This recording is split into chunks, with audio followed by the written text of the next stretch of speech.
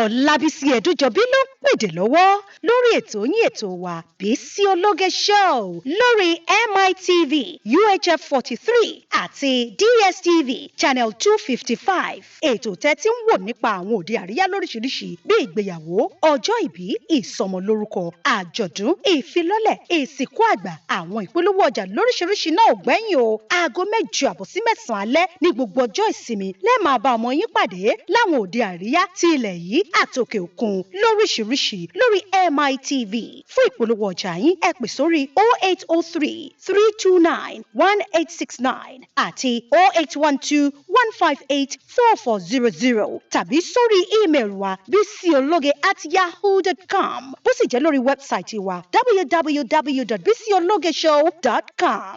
Bisi Ologe ló ń pèdè lórí tẹlifíṣàn.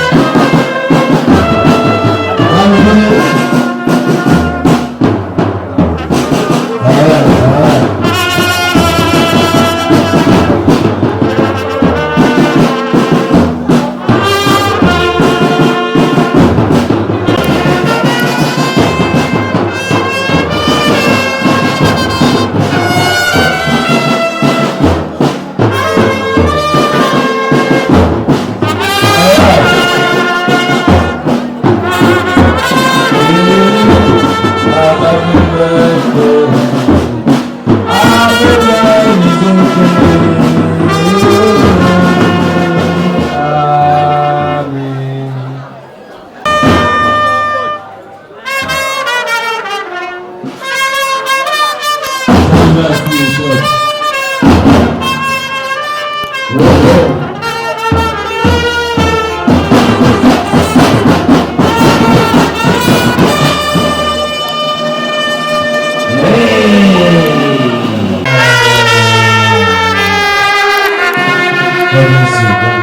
bless you guys. You guys are awesome. Mommy, Chief Mrs. Alata.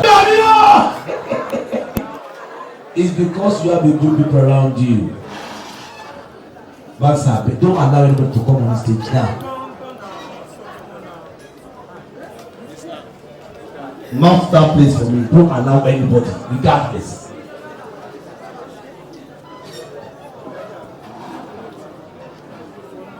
Hello, Alaja.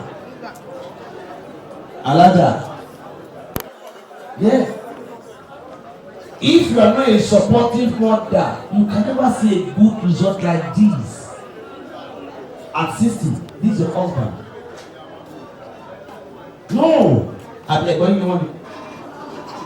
Nobody being you. But money, hello, who is this man? That would be we are good, but once on the baby, don't go to the car. Take him out. I'm not working. He said, "Me, I'm not working." What the hell is it? God bless your new age. 60. You're walking. 60. You are singing boldly. Count down. 60. You are talking confidently. 60. You are walking majestically. 60. You are eating. 60. You are looking charming. 60. You are looking as if you are looking children. 60. You are eating. 60. You are doing what you like. Magic 60. The back part of you become one shining. You clock 80. You clock 90. You clock 100. Whatsoever year you want, then you continue. So ladies and gentlemen, without wasting much of the time, there's something that I do in my life. Whenever I woke up, which I call him the Almighty Little I call him God, the Master of all. So ladies and gentlemen, I want to call my darling mother to officially open this program with prayer. In Yoruba, they say, in Godobada, on Fadula, he told you to die on, on Fadula. Yoruba, all the man loved during 17 years in London, in Shibuya. Ladies and gentlemen, allow me to introduce to you Princess, my mommy. I want Princess Angel to officially open this program. Okay, Pastor Mrs. Princess Angel. Bakari. Yeah. God bless you, man.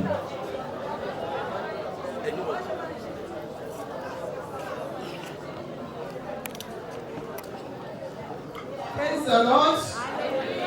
Praise the living Jesus. Let's be on our feet.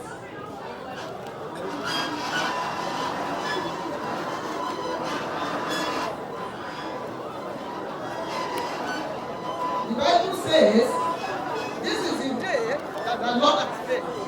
He said we will rejoice and be glad in it. And we are rejoicing now. We are going to sing this song before we pray. Oh Jésù, a ó máa yìn ọ́. Ó ṣé o Jésù, Ọlọ́run ayọ̀ wa. Ó ṣé o Jésù, a ó máa yìn ọ́. Bàbá, ọpẹ́ tá mú wá fún ọ. Ó ṣeun, ó ṣeun.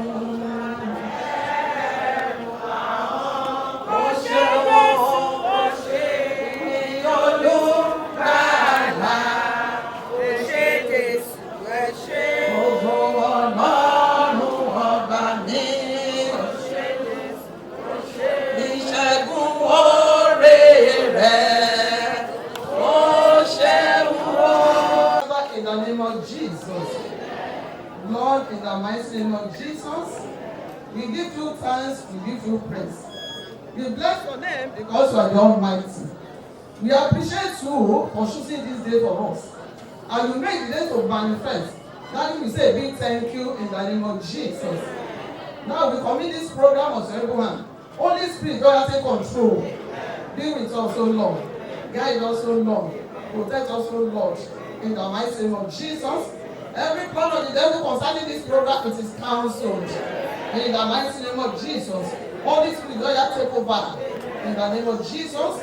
In Jesus' most wonderful and perfect name, we are praying. Shout hallelujah. Can we all please a round of applause, ladies and gentlemen? Very brief and sharp.